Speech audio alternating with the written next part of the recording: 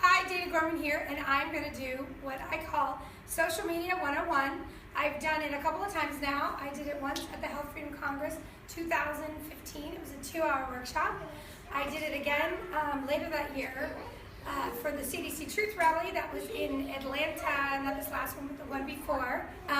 It was a 15-minute version.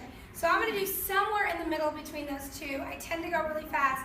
But the goal of this presentation is so that you will understand the value of social media and some of the things that you can accomplish with social media. And if you're not using social media, you are missing the boat in the world of activism.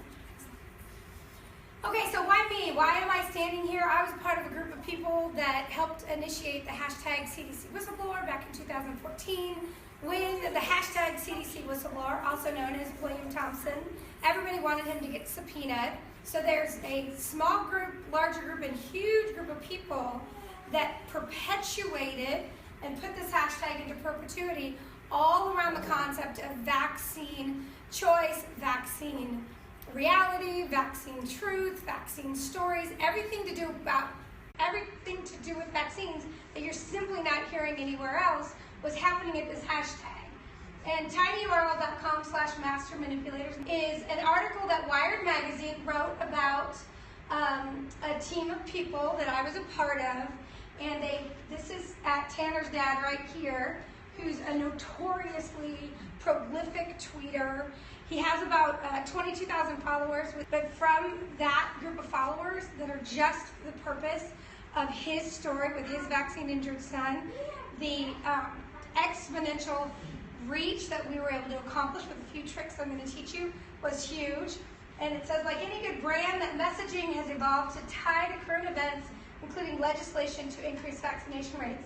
So all of this was just tied together, and this is their algorithm demonstrating what they were so afraid of, which was, oh my goodness, these anti-vaxxers are no longer just talking to themselves. Now I'm going to go over some basic vocabulary, because for me, if I don't know the basic vocabulary of a situation, I start to get confused, and as soon as I get confused, I exit stage left and I do something else. So we're going to just slow down right here and talk about some basic vocabulary around social media.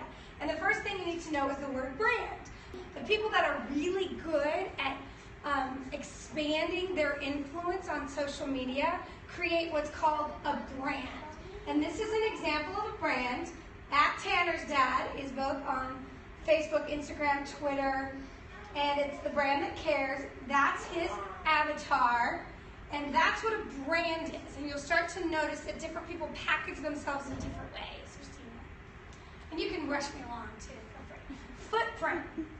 What your footprint is. For example, CDC Whistleblower, hashtag CDC Whistleblower, had such a huge footprint. We had gotten to 1 billion impressions on Twitter as of February 11th, 2015, and then it went pretty viral from there. And to this day, continues to be what we call a perpetuity. I mean, anytime you go there, there's new stuff on the hashtag CDC Whistleblower and Twitter. What a footprint means, and this is what people are looking to figure out, how important are you on social media? How important is what you're doing on social media? And like Christina talked about with the legislators, they're not afraid of you if you don't have a very big footprint. But if you start an organization, you have a Facebook that's got 100,000 followers, you've got a Twitter handle that's got 100,000 followers, suddenly your footprint is incredibly important to these legislators. They don't want to piss you off. So your footprint is how many different places are you making an impact, and how big is that number that you're reaching? This was a 1-year anniversary video that went out. If you want to watch that, it's at The Whistler today. What's your goal? One of the most important things that was very elusive to the activism world, I felt like, until Vax came along, was what's your goal in all of this? What is your goal as an activist? Like Christy had a great job, educate, advocate, has a son on the spectrum, so her goals matched what her personal experience was. She needed help with educational issues and advocating issues, formed a nonprofit, has had a presence for over a decade with very specific goals and objectives. But in our movement, oftentimes people are SB277 comes, slaps them across the face, they want to do something active, and they don't have a clear idea of where their activism fits in. So the sooner you can develop the goal of what do you want to accomplish. For example, when Vax came along, it became abundantly clear that once Vax came along, they were doing these gathers. These gather events became these Facebook groups. These Facebook groups became kind of the leaders in those states for the vaccine truth movement, and a lot of them have gone on to form very specific goals around fighting legislations with landing pages and the whole 9 yards. But you got to know what your goal is, and it's got to be fairly new. Health freedom. For me, when I go into any legislator's office, or like I've been at the hospital recently, and my mental field about health and their mental field about health couldn't be more diametrically opposed. But for me, I can still have a conversation about what I do when they say, "What do you do?" And I say, "Well, I'm a health freedom activist." And they go, "Oh." And I say, "Well, let me explain what I do." For example, in California, and this is I would suggest people memorize this because 99% of the time you can't come in as a vaccine truth activist. They shut the door, they're moving on because California is very entrenched in SB277 is passed. These kids have showed up, the ones that are going to go to school, and they just don't want to hear about it. But if you come in the doggy door that I go in, I say I'm a health freedom activist, and for example, I bet you didn't know that doctors in the state of California are not allowed to treat someone with the diagnosis of cancer unless that doctor can confirm that that patient is receiving chemo and or radiation and or surgery. And people go, "No." And now I've got them to where they don't think I'm wasting my time and they're not zoning in on vaccines being the bigger piece of that. But health freedom is my clear objective. I want everyone to have body autonomy and health freedom. The clear difference between a goal, which is an overriding thing, like the goal would be health freedom, the objective would be to overturn SB277 incredibly specifically and narrowly. And then what you do falls under different objectives at different times. But if you don't really know the difference between a goal and objective, you tend to spin without to-do list items that really get things done. So one of the big things that we discovered early on with social media is you need to expand your audience. And what we found was that Facebook is really good at organizing contributors and activists and people that are like-minded that want to work together on projects. You can have little spots, not that it's safe, not that the people don't see everything you ever put there, that's just assumed, but it's a really great way to organize like-minded people and keep them working on stuff. Facebook is very good for that. What Facebook is not good at is reaching outside of your choir, which is what we are really the worst at. Once you get to where you can really do all the basic tasks that it takes to completely run an organization that works together, you just can't be slowed down like I've seen people slow down when they can't do certain pieces of it.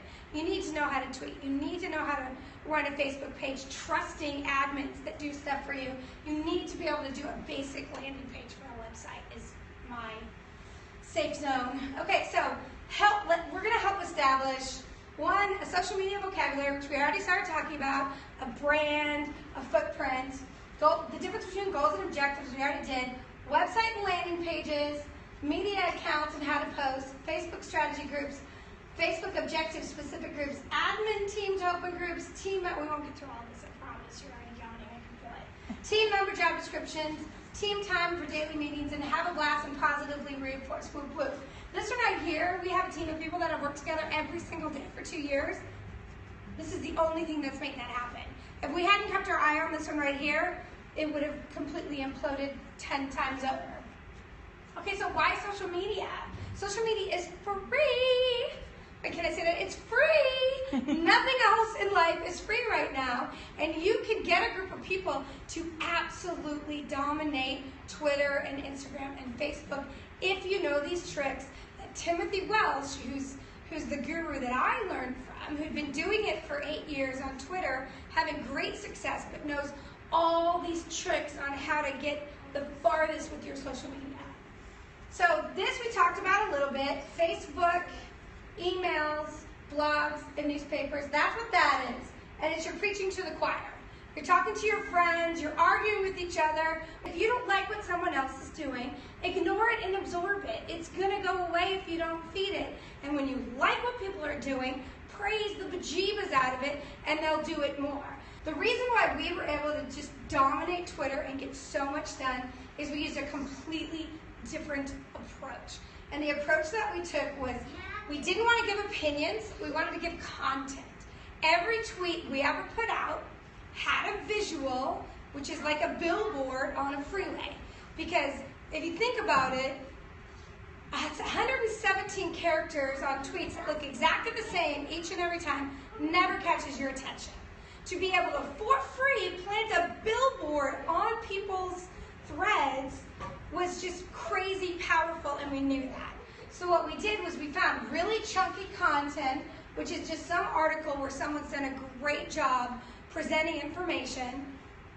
People would, out in the Twitter sphere, would create visuals that represented what that content was.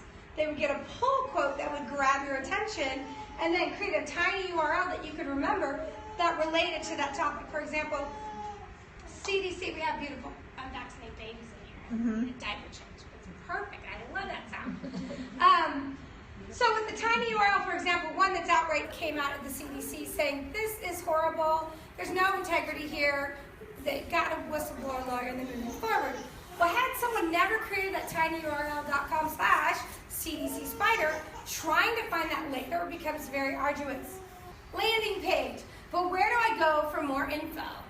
If you have something to teach people, you have something to share with people, you can never get it all in. I'll just give you my Be One Less moment so you can appreciate a landing page. I walk into the elevator, the woman's pregnant, I'm like, oh my God, congratulations, you're having a baby, that's so exciting. And I don't usually breathe when I do this because you don't want them to like stutter, step, and pause you. Congratulations, that's so exciting. Oh my God, I have teenagers, and I remember back then it was such a crazy decision to try to figure out what to do with teenagers about vaccines, and now they just talk about it so much, it's just so scary. You know what? Best website I ever found for that? ShouldIVaccinate.com. ShouldIVaccinate.com, and I'm out the door. And because I have a landing page that's super easy to remember, that poor woman will never get it out of her head, and I can guarantee you she's going to go there just to see what it's all about. Your landing page becomes the place to go.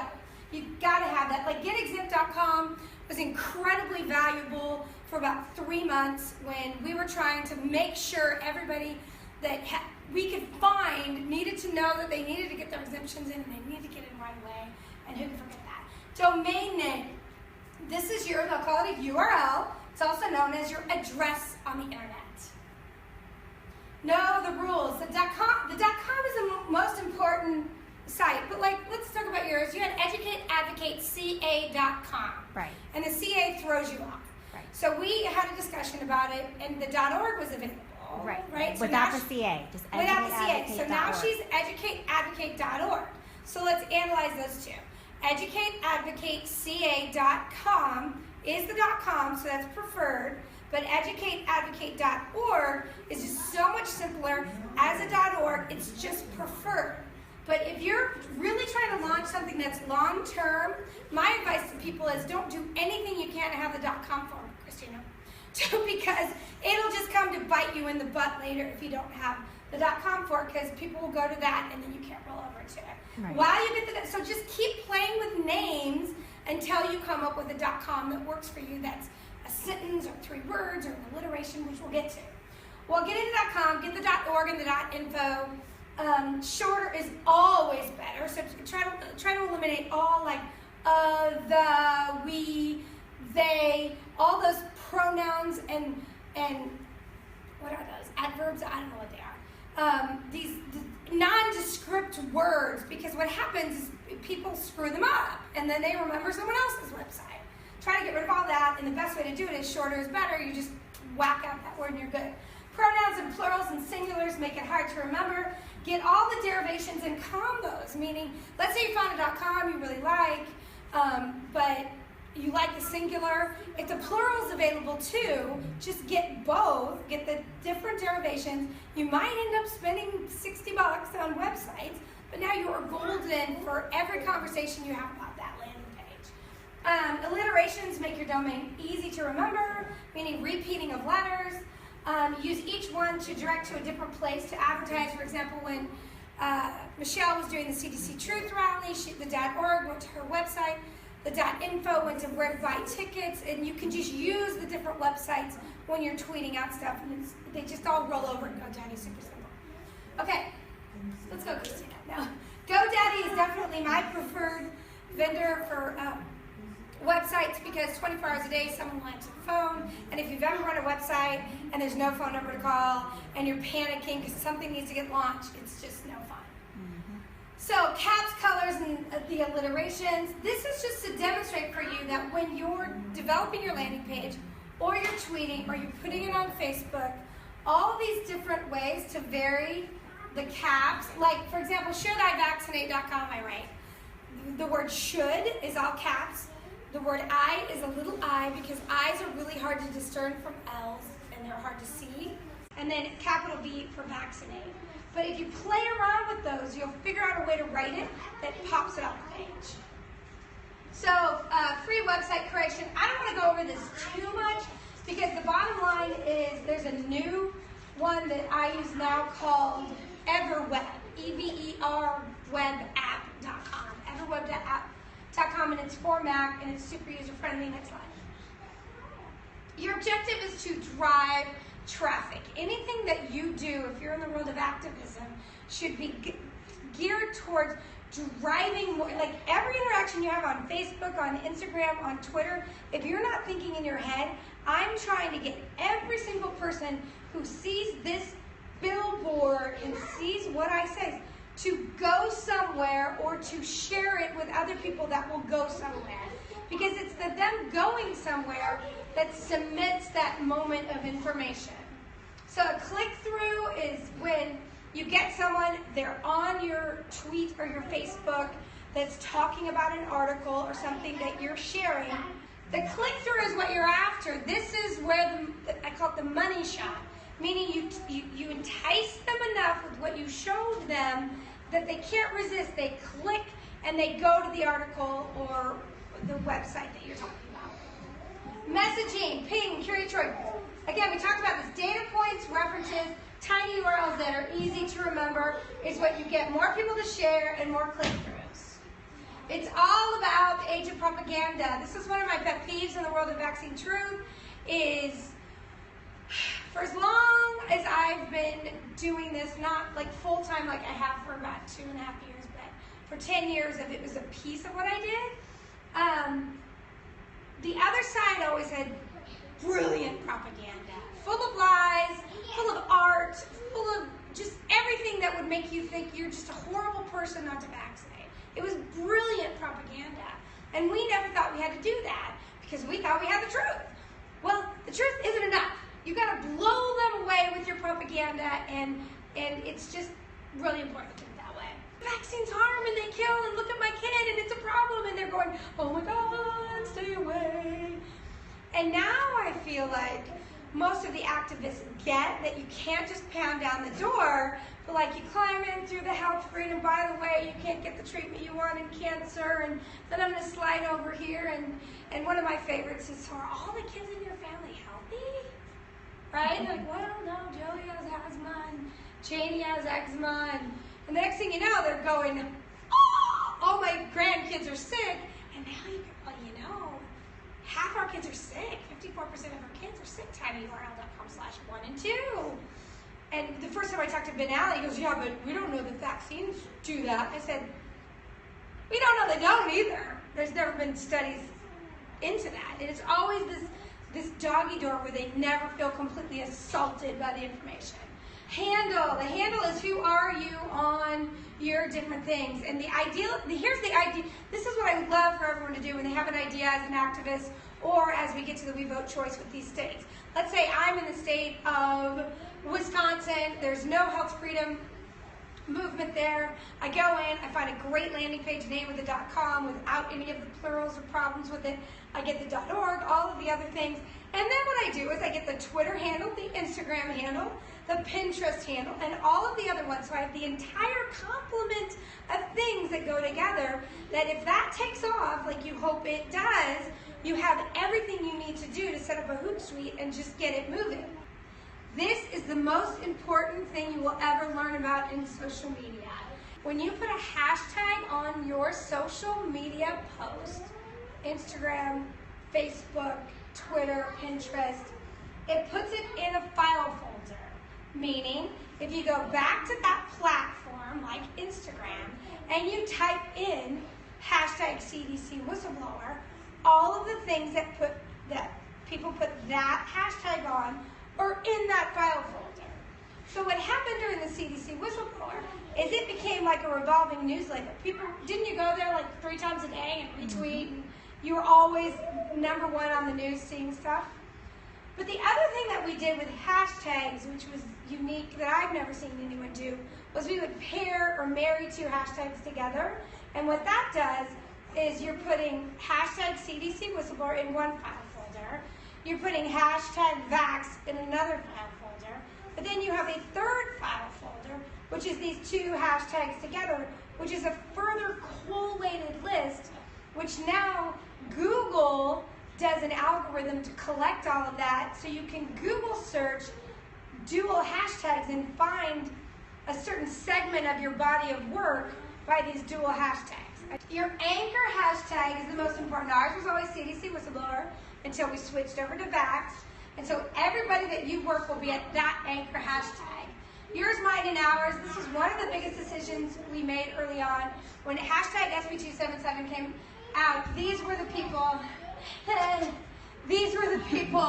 who put SB277 out. So our people started doing hashtag no on SB277, hashtag no SB277, hashtag stop SB277, hashtag please make SB277 go away forever, ever, ever. I mean, all these hashtags. So what was happening is our people were communicating with their own little group of people that happened to be at that random version of the hashtag, completely diluting it, making it so that it didn't reach out to anyone else.